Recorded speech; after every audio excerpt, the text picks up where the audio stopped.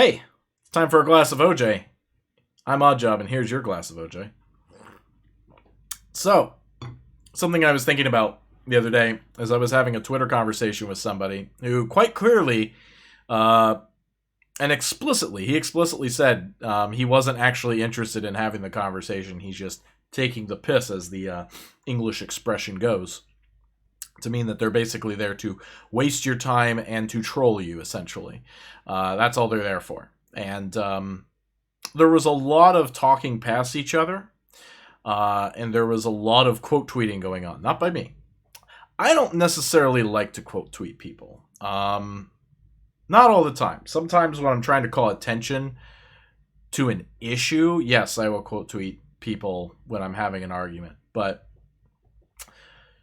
generally, when I'm actually engaged in a conversation where I'm having some simple disagreement with someone, nothing existential, nothing terrible.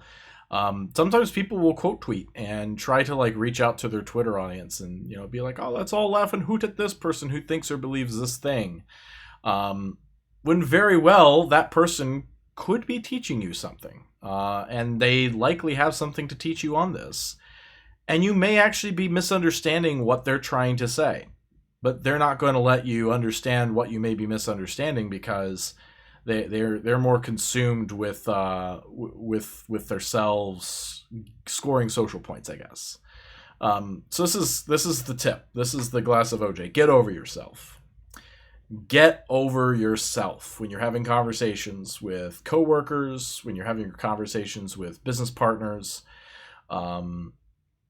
when you're having conversations with people in general. But when you're actually trying to learn something, when you're trying to get something done, when you're trying to accomplish things with people, you need to learn to get over yourself a lot, because another part of that another component of getting over yourself is also to assume the best intentions of the person you're working with. Assume good faith, not be obtuse, and not assume they're necessarily being obtuse either. Although sometimes people can unintentionally be obtuse. But when you don't assume good intentions of the person you're talking with, when you're making assumptions about what they're wanting to accomplish or whatever, that paints a picture of how you're going to start describing what they just told you, or describing and characterizing what's going on in the situation. And you could very much end up talking right past where that person is, instead of meeting them where they're at and understanding their situation, getting them to understand your situation. In debate, we call that steel manning, from a standpoint of steel manning a position is different than straw manning a position. Sorry for all those straw women out there.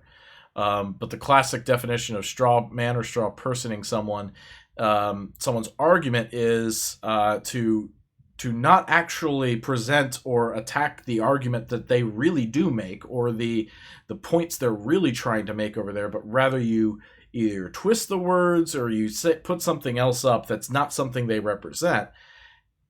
And now that's a straw man for you to go fight, and for people to go, "Oh, look at that, he defeated those arguments."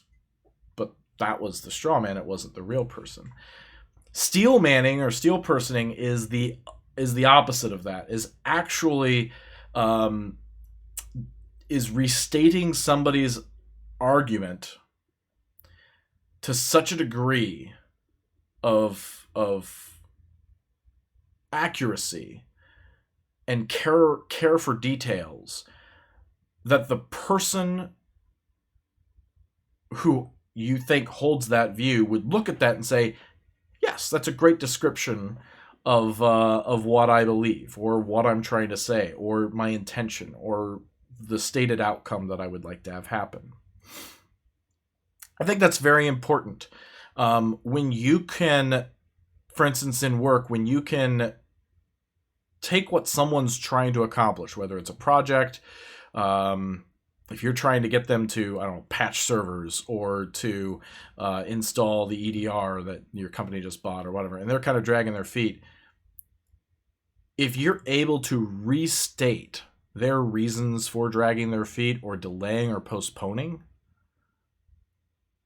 if you're able to restate those reasons with such attention to the detail, that they themselves would go, yes, that is exactly, then you're doing a good job, because now you're assuming hopefully assuming best intentions of someone, but you're actually listening and caring for what their actual goal, what their stated goals, and what they're actually trying to do.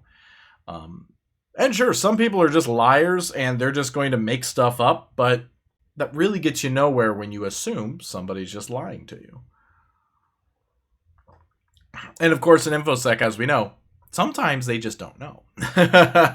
But you don't assume bad intentions on things. You ask questions. You see if they really do know.